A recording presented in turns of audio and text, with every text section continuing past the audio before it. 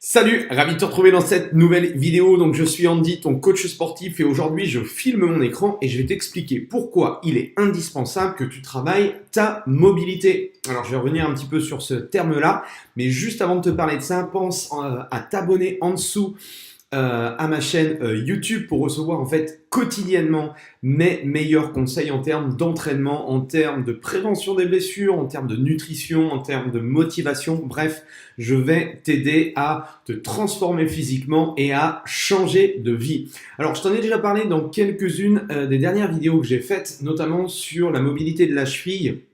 Je t'ai donné un test, je t'ai donné des petits exercices. Et si toi aujourd'hui tu t'entraînes, tu as dû comprendre que certains exercices posaient carrément problème.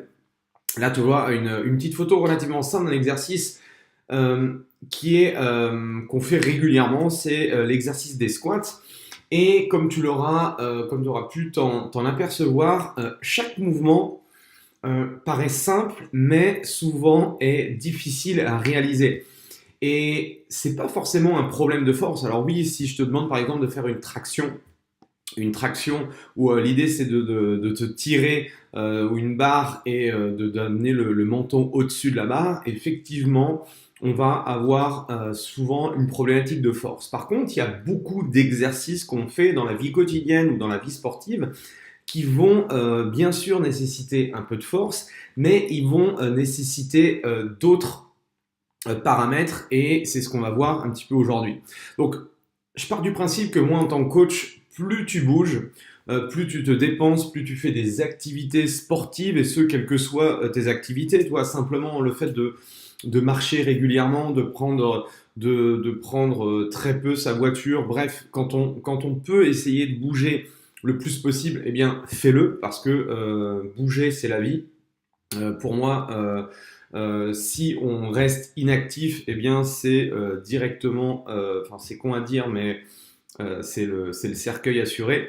Et c'est vrai que toujours le fait de vouloir dire aux gens, ouais non, dès que vous avez un truc, vous arrêtez, vous faites plus rien, et puis vous attendez dans votre canapé, je trouve ça vraiment une réponse la plus débile possible, excuse-moi du terme.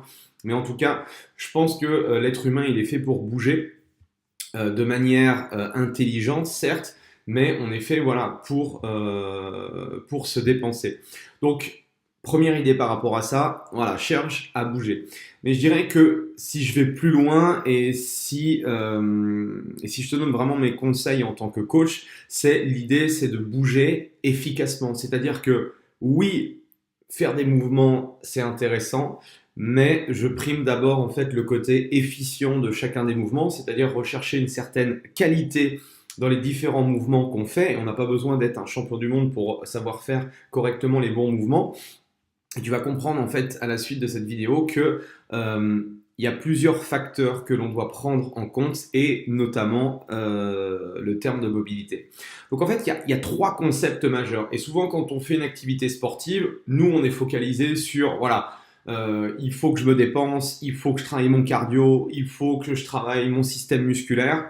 Donc, on est dans le mouvement, d'accord? Très clairement, l'idée, c'est de bouger, c'est de faire des exercices. Il y a deux composantes, en fait, qui sont des facteurs essentiels à la bonne réalisation des mouvements. C'est la stabilité. Donc, avoir justement des muscles profonds, donc les muscles à l'intérieur de soi, avoir des muscles profonds très forts et justement être suffisamment mobile pour pas être handicapé avec certains exercices. Tu vois bien que, par exemple, le petit test du test de la cheville que je t'ai fait faire il y a quelques jours, tu peux regarder dans les dernières vidéos que j'ai postées, il y a un test de mobilité de cheville. Eh bien, si ce test est négatif, eh bien, tu vas rencontrer des contraintes sur certains exercices et tu vas être, entre guillemets, handicapé pour pouvoir faire certains mouvements.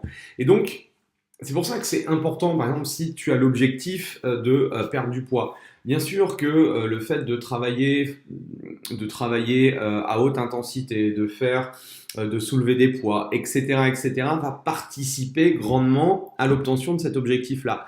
Néanmoins, si tu veux durer dans le temps, si tu veux justement améliorer tout ça, il va falloir prendre en considération, pour moi, 3 piliers majeurs: la stabilité, le mouvement et la mobilité. Et la petite question que je te pose maintenant, c'est dans quel ordre faut-il travailler ces trois-là? Est-ce qu'il y a un ordre précis?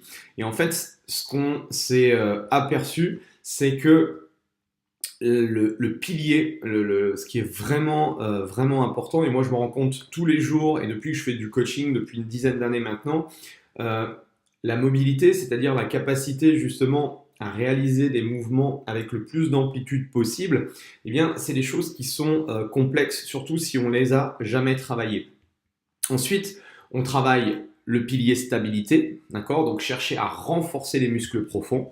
Et dans un troisième temps, on a effectivement tous les mouvements que le corps humain et l'être humain peut réaliser. Et en fait, c'est un petit peu dans cette logique-là que moi je travaille en coaching. Alors ça ne veut pas dire que si je suis pas mobile, je ne vais pas m'amuser à courir ou à faire des mouvements. L'idée, c'est dans des programmes d'entraînement, dans des constructions de planification d'entraînement, l'idée c'est de pouvoir justement faire un petit peu de tout et ne pas négliger la mobilité et la stabilité au détriment du mouvement ou vice-versa, d'accord? Donc c'est pour ça que c'est hyper important de pouvoir travailler la mobilité et de savoir un petit peu où est-ce que tu en es en termes de mobilité. Et il y a un super truc que j'ai découvert en faisant différentes formations et en lisant énormément, parce que je fais également de la formation pour des professionnels. Et je leur explique en fait depuis de nombreuses années maintenant un concept qui a été développé en fait par des Américains, qui est l'approche articulation par articulation. Et en fait, je veux pas t'omnibuler on va dire, d'informations, mais ce qui est important ici, et si on regarde le petit graphique, c'est tout simple, c'est que chaque articulation a une composante qui lui est propre. D'accord? Alors pour schématiser, il y a 3 articulations majeures, j'en ai déjà parlé. Les 3 articulations pour moi qui sont majeures, eh bien on a la cheville, on a la hanche et on a l'épaule. Et qu'est-ce qu'on se rend compte sur ces 3 articulations? Eh bien tu te rends compte que la cheville, il faut qu'elle soit en priorité mobile, d'accord? La hanche, il faut qu'elle soit en priorité mobile.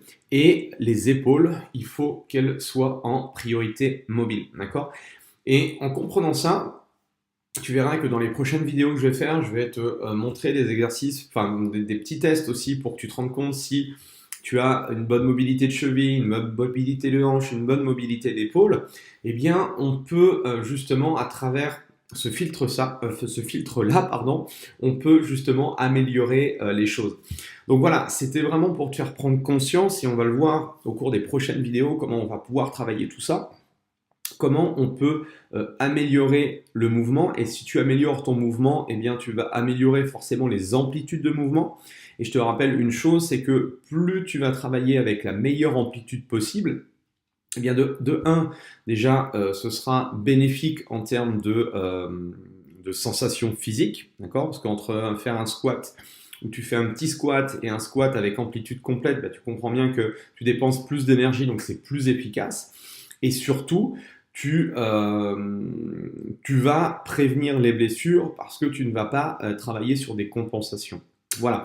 En tout cas, c'était vraiment le petit message que je voulais te faire passer. J'espère que j'ai pas été trop technique. Donc, si tu as aimé la vidéo, mets un petit like sur la vidéo, ça fait toujours plaisir. Si tu as des commentaires par rapport à ça, eh bien, tu les mets juste en dessous de la vidéo. Et puis, nous, on se retrouve dès demain pour continuer justement à améliorer ta santé et à te permettre de devenir en meilleure forme. Allez, salut!